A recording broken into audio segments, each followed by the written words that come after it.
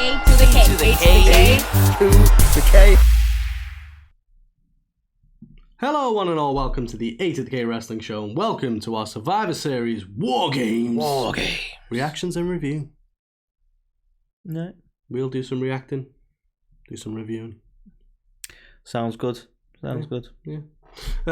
So now that you're familiar with the premise, so we opened the premium live event with the women's war game match, and I don't know. It was interesting, this one. Interesting because I was fucking wrong again, wasn't I, in my predictions? When are Damage Control going to do some fucking damage? That's what I want to know. They're controlling it. When? Right? It's like, oh, now it'll be Bayley's time. It's a ladder match. She'll keep Bianca Belair down with it. No. Now it's a last woman standing match. She'll keep it. No. It's War Games. They've got... No. They're the shittest fucking, like, stable ever, aren't they? Yeah, I mean, it's not done anything for their stable. No. What I will say is I really like the contrast, and we'll talk about the other match, but I really like the contrast here that I would say this was more of a spot fest than the men's one, which you don't often get, and I love the fact that they let them just kind of go all out with this kind of stuff. Yeah, it definitely felt like, you know, in the past with women's matches, they've like, oh, well, now we'll do a women's elimination chamber, or now we'll do a women's Hell in a Cell match, and it's always felt a bit like, oh, you've let the women do it, but it's like, take it easy. And they still kind of patronise them. It's like, but we've lined the elimination chamber with velvet. Yeah. Ooh. It's like, yeah, you're not getting the idea here. And it's like, yeah, I get your point. It finally felt as though it belonged, and, you know, not so much that it belonged, but as you said, this was the biggest kind of high-risk manoeuvres taking place. And this probably went harder than the men's one. Yeah. And I've got so much to say positive about the men's one, so I'm not dogging that. But this probably went harder in terms of that kind of approach. Yeah. I think what's interesting about the War Games concept is I don't know whether I'm a massive fan of it. I'm not going to lie. It's kind of... I know, right? Like, I prefer Elimination Chamber. Just saying. Like, I do. It's essentially a very similar concept, except for this one, it's like, well, the match doesn't really start until everyone's in there. So you spend the first fucking 20 minutes just going, well, no one's going to win at this point, so I'll go and have a piss, so I'll go and get myself some snacks. And then you kind of come back and go, is everyone in now? Right now the match starts. Whereas at least in, you know, Elimination Chamber, as soon as they come in, someone can be fucking eliminated and waiting for the next person. So that's my big hang-up with War Games. I do take your point there. But yeah, I don't want to shit on it. The two rings side by side is pretty cool, aren't it? It is, and we'll come on to this with the other matches as well. It's perfect for War Games. When you've got other matches on the card and they don't really utilise the other rings, you kind of like, okay then. Makes sense.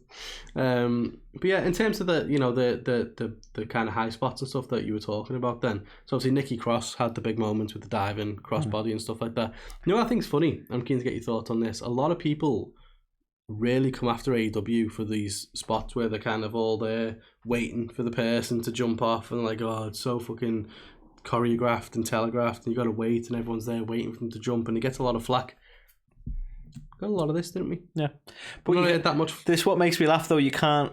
People just want to talk shit because you can't really do a spot like that without someone being there to catch them. You want to do it safe. Yeah, it's like, ready. I don't know what they're going for with that. When the it's so choreographed. It's wrestling. Yeah. And what do you want him to just brain himself on the concrete? What do you want from this? That's what I don't get. Like, for me, that's one of the, and obviously there's a lot of anti-AEW, you know, flack out there. That's always been one of the ones that's all right, Cody Rhodes. There's a lot of stuff. What's the thing he says? I don't want to sound apropos. But yeah, there's a plethora of things out there. And I don't know, I feel like we just didn't see anything similar for this, because there was several spots in this match where all the participants were there waiting for something to happen.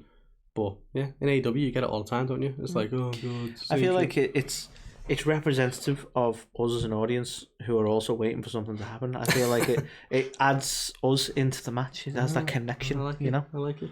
But no, to be fair, there was some really good moments in this. I think it was nice to see Alexa and Nikki Cross kind of reignite their rivalry. Yeah, Asuka and Io Sky. Bianca had a really good showing in this as well, I think.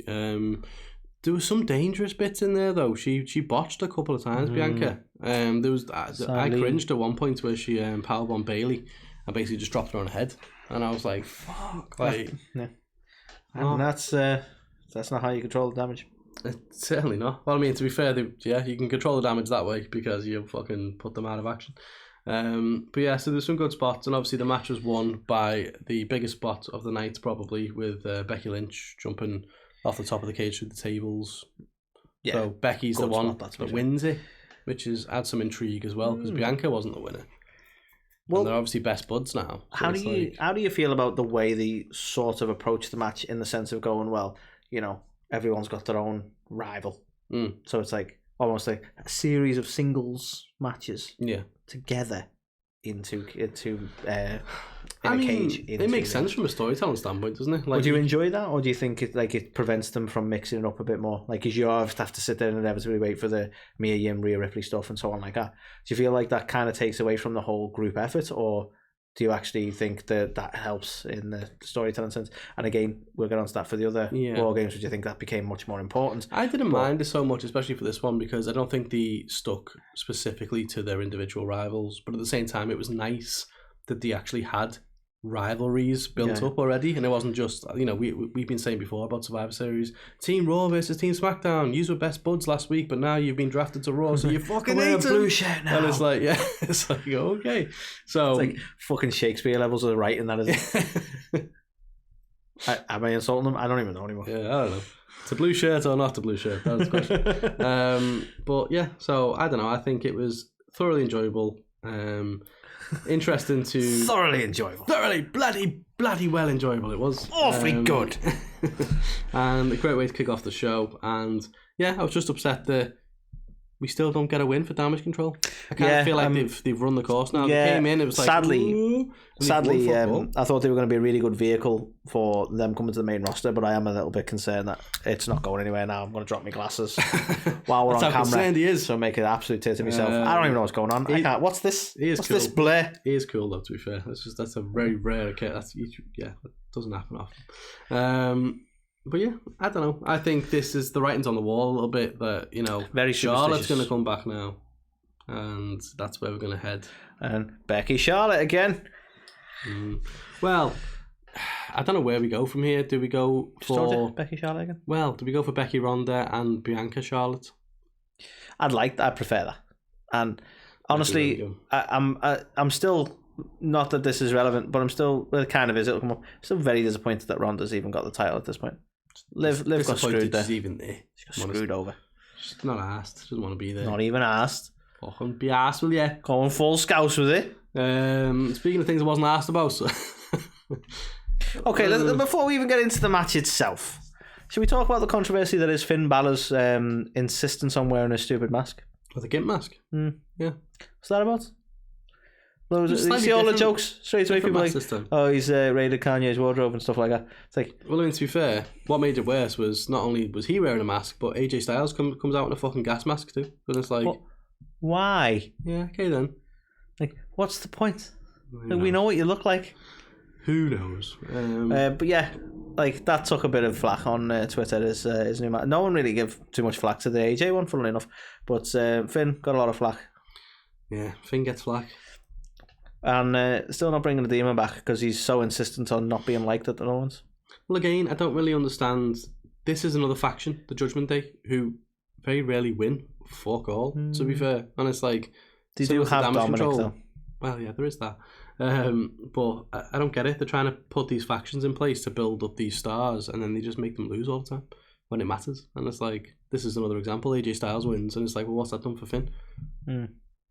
Fair.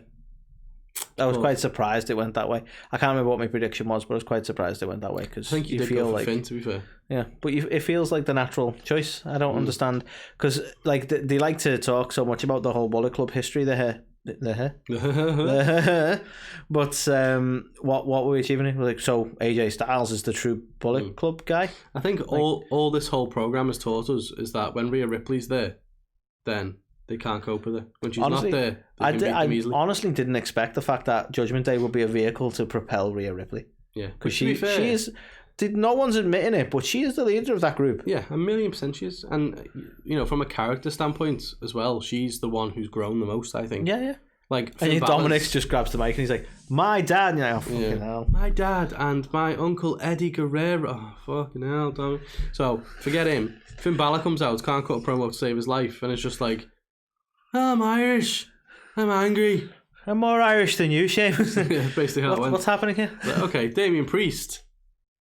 He's done okay with it, I guess, but he's still not being the standout. He's not. They haven't really given him a lot to do, but I honestly think he'd have probably been further on being the Archer of Infamy, if you will. Yeah. I think he was doing just fine, and Judgment Day isn't necessarily a bad thing for him, but I feel like it's probably slowed him down, to be honest, a little bit. I agree. Whereas at least for Rhea Ripley, she's kind of, come into her own a bit now. She's got that heel character down, and she's like full badass. Yeah. And she had so much to matches she's not even involved in. Like I saw her, might have been on Raw or something, where Dominic was in a match and she jumped on the fucking canvas and was like counting it down 1, 2, 3, and then when they didn't get to 3, she was like, "What the fuck?" And it's just stuff like that. Like she's getting the time, getting the exposure. Definitely, yeah. Cool. And I noticed a few connections to China, which isn't be the first time people have made that, but it's kind of nice that they want to pay homage to her. It's like that's the level of like badass, woman who can go up against the men kind of thing. As much as like it's not so like. I'm not saying that doesn't happen, but certainly for WWE, they've always been really squeamish about that stuff, but they've really not shied away from it getting in the mix with the blokes here. It's been something, obviously, you're a massive fan of intergender and you want to see more of it, and I still don't think they're going to go down that route, but they certainly could with Rhea, I think. Yeah, but... I mean, again, I don't think it's a gender thing for me, and I don't want to go into this too much because we're talking about Survivor Series, but it's a size thing, isn't it? Like Alexa Bliss going up against Braun Strowman, for instance, wouldn't make sense. But Rhea could hang with, like, most of the blokes, to be honest. Yeah. So that makes sense. It's just down to that, isn't it? If it looks too ridiculous, then you go, okay, this is the same reason. Show. Yeah. We know how you feel about that, though. So let's move on. So yeah, AJ wins, and the crowd goes mild. Yay. And speaking of things that happened, worst match of the night. Yeah, if only it wasn't produced by that guy. That Brian Kendrick. Yeah, I mean, did anyone expect Shotzi to win this? And part of me quietly hoped. She wasn't gonna, but part of me quietly hoped. I still take massive umbrage to the fact she comes out like a fucking creator wrestler from SmackDown to 2K17 in a little tank in a green hair, and it's like, you've gone randomised entrance, randomised character, put her out there. That is Shotzi. Yeah. Honestly, if music's kind of up there with like, that was default track 7. Yeah, generic badass 3. But yeah, I so couldn't give two fucks about Ronda Rousey, and Shotzi's not been built up enough at all. No, to even Shotzi with the right booking could be awesome. Of course she could, 1,000,000% she could. Like you say, there was no booking really to this, so straight away you go, well, she's not winning. Yeah. It was the random person we picked to face. Yeah, she's definitely gonna win. It just wasn't gonna happen. Well, that's why I'm wondering now, like, what is the plan to WrestleMania? Are they going to have Shayna and Ronda have a bit of a spat around Royal Rumble time and have, like, the friends turn on each other, and then Becky's the one who wins the Rumble and goes on at Mania? Or that just sounds like awful booking right there. I mean, awful booking, but probably the most likely. Or Charlotte Flair comes back and wins it. Which would you rather prefer, Becky or Charlotte winning it multiple times again? At this point, I would rather Charlotte come back than we have Ronda and Shayna both trying to fall out with each other when neither of them can fucking talk. Fair play. At least Charlotte, when you put a mic in her hand, she'll make you feel some kind of way. That's true. Well, no, you'll either be annoyed with her or you'll be like, oh, she's the best thing ever. But she'll invoke an emotion from the crowd. Ronda and Shayna both have that completely missing from there. I mean, Ronda can't evoke emotion from herself, let alone from the fucking crowd. She's literally just there going, "Can I have my paycheck yet? Thanks." Oh, and the belt. Yeah, I like the belt. Yeah, the WWE champion, because we can't say women's anymore. Even though we did try doing that in NXT and then abandoned it almost a week later because people got confused. Funnily enough. Yeah, it's funny though. But hey ho. So a match which surprised nobody and was probably the bathroom break for many. It was like a 6-minute match. Somebody won. Yeah, stuff happened. Fair play. Now, colour me surprised, Anthony. You called it. Fair play to you. I will give you all the fucking credit in the world here. I couldn't believe that they would just hot potato the US title the way they have. Can you agree with me though? Now it's not a wild theory. Can you agree with me that from a booking standpoint, this really works? I don't know. I'm digging this Austin Theory right now. This redemptive, won the title back, trying to prove a point. Austin Theory, which would be fine, but he won it as a chicken shit fucking like. He's still a bad guy. You know, basically Rollins had him beat. Lashley hit his spear, and then he capitalized for the win. He didn't do anything himself, so he's still a chick. He hasn't had this massive character overhaul like many think he's. No. He's lost a briefcase, I think, and he's still doing what he does, but now he's got a beard. But the slight difference for me, other than the beard, is I feel like that promo showed me that he's got that side of it. I never really thought he did. I found him obnoxious, but I never really thought he could. But that promo sold me on him as like, this guy can talk. He sold me on, that was a noose around his neck, and it actually made me understand why he cashed in. As much as I was there, like, why would you cash in on an open fucking challenge? It's fucking right. But then he's going, like, it didn't matter whether he won or lost. He couldn't cash in against Roman Reigns. He's not going to be able to fucking touch him. So he had to do something. And I'm like, you know what? That actually makes a lot of sense to me. And ever since then, I've been like, you know what? Yeah, let's give this guy a chance. He seems cool. I think he's still Austin Theory. Too many people are letting this slide far too easily. Trouble is, we don't want to admit it, but what we're all doing, and this is where you were there from the beginning. What we're all really doing is going, he's got a pretty cool beard now. Basically. Let's mention the beard. We're all like, you know what? That's a better look. We like him. It comes down to Triple H as well. People are like making excuses. Well, Triple H was like, need a beard. I'm not gonna point at you unless you got a beard, kid. I sound more like Stu Hart than fucking Triple H, to be fair. But I don't know, if this was Vince McMahon booking, people would be so much harder than they have been. It's like Triple H is because Triple H booked it. They're like, well, actually, it all kind of makes sense. And no, do you know what? Who the fuck gets a Money in the Bank and cashed in for a US title? It's inexcusable. No. I never had an issue with cashing in for the US title. I had an issue with cashing in on an open fucking challenge. That's a waste of a contract. Issue with all of it, and then they get rid of the fucking title. They get rid of the Money in the Bank, and he loses, and then he wins the title 2 weeks later. Yeah. But again, that kind of worked for me because had he have won off the cash in, no one would have liked it. But no one liked this anyway, let's be honest. He did. We loved it. What are you on about? Because now Seth Rollins is just marauding through nowhere. You've got, where'd you go? Bobby versus Theory now? If you got Johnny Gargano, and when Theory takes out Bobby, we're all going to be like, that's impressive. Yeah. Mark my words. It wasn't for me. I think, what's the point in giving Seth Rollins a belt in the first place to have him drop it so soon? Because he loves to accessorize. But where does he go now? Home to his wife. I mean, fair play. You do that. Yeah, I don't know. I was not a fan, and I'm a fan of Theory, so that should tell you why I wasn't a fan. I don't understand what they've done to him and where this goes now. Honestly, like from a changing character point of view, what's really happened is they've gone hit the gym and grow a beard. And he did. He did both of those things. So now we love him. The gym. He's always been a fucking... Yeah, but now he's jacked as fuck. He's always been jacked as fuck. But now he's even more jacked as fuck. Just because he's got a beard, people now notice he's jacked as fuck. It's funny that, isn't it? Maybe so I'm slightly biased. Having a beard makes you makes you look more jacked? Maybe. Because I have a beard. That's my excuse. And I do not look jacked. And, well, I mean, folks, he looks more jacked. That's all I'm saying. I can't grow a beard. I've tried to do the Austin Theory one. Now he goes, I can actually attach the sides, so fuck you, Austin Theory. I was playing you all along. Gave me false hope.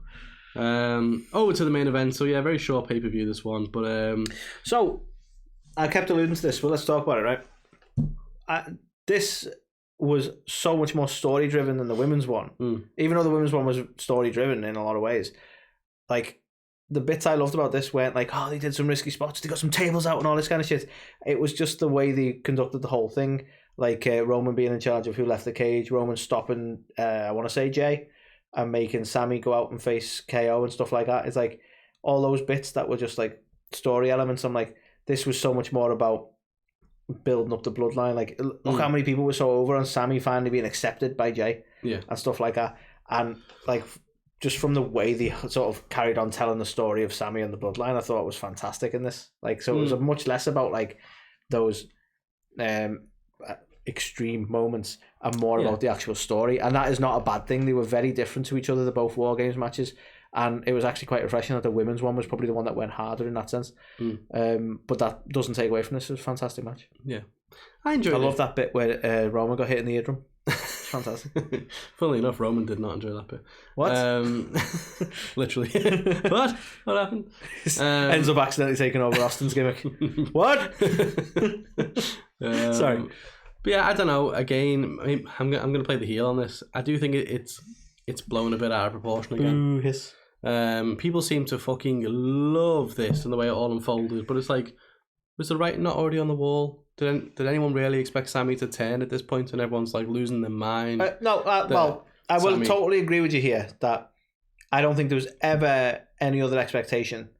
I don't think they play this story as they do, but this is one of the things where it goes beat by beat because it needs to, and it's predictable but not in a bad way. I think you're right. I think you're totally right. No one ever expected him to turn on them, but seeing the story pan out. And for me, it was more about like the acceptance he got from Jay. This is the bit. Was Jay, wasn't it? Yeah. Jimmy likes him. Jay doesn't. Right? Doesn't it? It was that because I think ultimately he is at some point going to screw them over, and this sows that seed so brilliantly that we're going to feel betrayed when Sami does it, because we got so invested in him finally being accepted by the bloodline and being part of the family that when he finally does screw them over, and do you think Sami will screw them, or do you think the bloodline will screw him? No, I think Sami is going to screw them. Okay. And I think that's going to be the bit that gets the crowd. That might be where you turn the Usos face, because nobody wants to see that pair of bellends. Bear with me.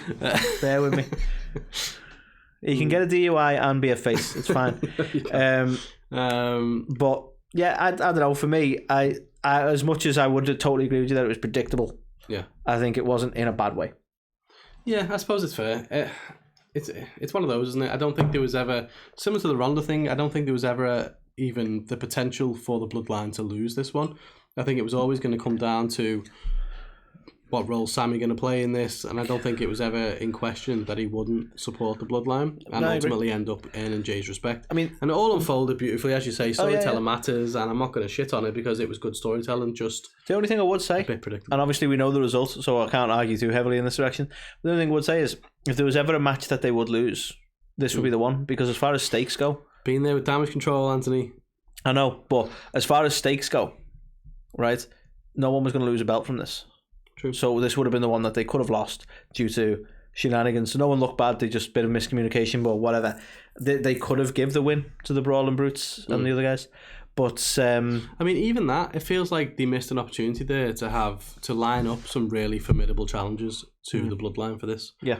Like with the women's one, it all made sense because Damage Control have been causing fucking mayhem for ages to Bianca and the others, and then they just, so happened that they were like, well, we need two more, so we'll get Rhea Ripley and Mia Yim, or whatever the fuck her name is. No, we're going with that this week. I know, but she's got to have some other nickname. Yeah, but this week we're Mia Yim or whatever. But yeah, I don't know, with this one it kind of felt like, well, we've got the Bloodline, they're already established. What other faction have we got with people? Brawling Brutes, they've got 3. Well, Drew's had some beef, and Kevin Owens and Sami Zayn tend to have some things. So, I don't know. Felt a bit thrown together. I don't think there was ever... I mean, you have to admit, though, the Brawling Brutes and Drew connection, that felt organic. Mm-hmm.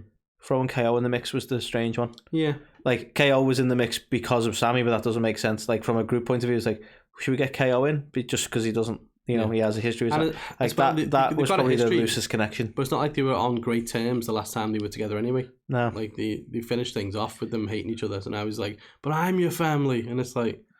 But even now, like, we've straight away gone back to on Raw this week. It was, we're done. It's like, yeah. That was me, Kevin Owens' impression, by the way. And it's like, these have been done before. Like, yeah. I don't even buy this anymore. No. But, again, not shitting on Survivor Series. This was a really good match, and whilst it was incredibly predictable, it was very enjoyable.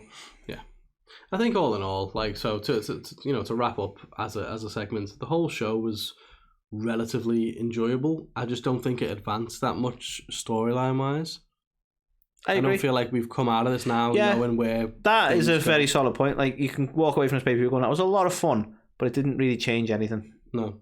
Obviously, we've got Kevin Owens is back now, and he's going to still be involved in some way. But okay, that's fine. Drew McIntyre's doing nothing. Braun and Brutes are doing nothing. I mean, we haven't seen SmackDown this week yet, but I'm assuming they're going to do nothing. Damage Control are practically fucked now, let's be honest. Like, what's Alexa going to do? Is she going to do something with Bray Wyatt? Because that's still getting teased.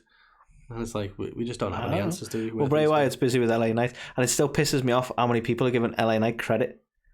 Future Hall of Famer, this guy. No one, right, wants to point out that was just fucking lame. It was awful. Everyone's like, he's a future superstar, look at him. It's like, no, he's not. Well, we've already made that comparison, haven't we? It's Napoleon Dynamite. Yeah. On SmackDown. It just annoys me that more people don't. Every time I see that slap on like TikTok or something like that, all the comments are just like, oh, LA Knight's such a... I'm like, no. How's that badass, you know? But again, another thing, we got no Bray Wyatt involvement in this. Yeah. Like, you've got to criticize since he brought him back. He's done fuck all. Yeah. He's in some weird little program with LA Knight. Nothing's moved on, and he wasn't even on the pay-per-view. Well, and for weeks he wasn't even in a program with LA Knight. He was just talking to himself. Yeah.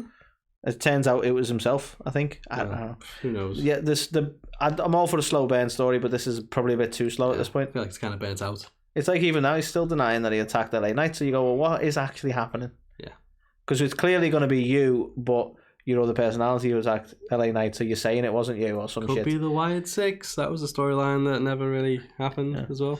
But I feel like LA Knight, this is what annoys me with LA Knight and that people just don't seem to get, is like, I feel like he's like the marketing team equivalent of Austin. I'll give them that, the Austin connection. When you get a marketing team involved and they go, this is what the kids are really into. He's fucking... You ever seen The Simpsons? When Itchy and Scratchy were getting stale and they introduced Poochie. Oh, yeah. He's Poochie. He's every fucking buzzword that they could put together. Well, they want someone who's badass, but really he's just some guy who they've gone, well, let's put a vest on him with maybe some cool writing because kids love the cool writing. Let's give him some buzzwords. Let's make him sound a little bit like The Rock because remember, people love The Rock. Mm-hmm. And I feel like they just slapped together a load of shit that they think we would like and now we're expected to like it. I actually think he's lame. And that's what the he's LA masquerading as cool guy, but actually he's fucking lame. Yeah, they just haven't got the ME on the thing. That's all. Yeah. Couldn't fit it on. Yeah. So he's not even from LA. So I just don't get it.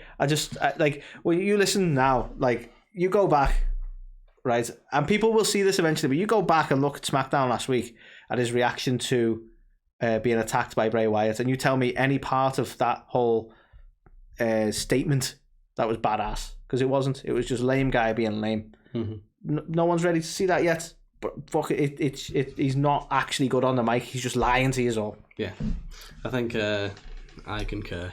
Two of us here don't get all the fuss about LA. Just ignore the bravado and listen to the words. He's not actually good. And look at the slaps. What about the slaps? Mm-hmm. So yeah, that was our Survivor Series War Games reactions and review. Before we go, are you watching us on Pro Wrestling TV right now? You should be. You should be if you're not. Sorry, I was looking at the laptop again. I'm just yelling at a table. Stare down at people's eyes. You should be. There you go.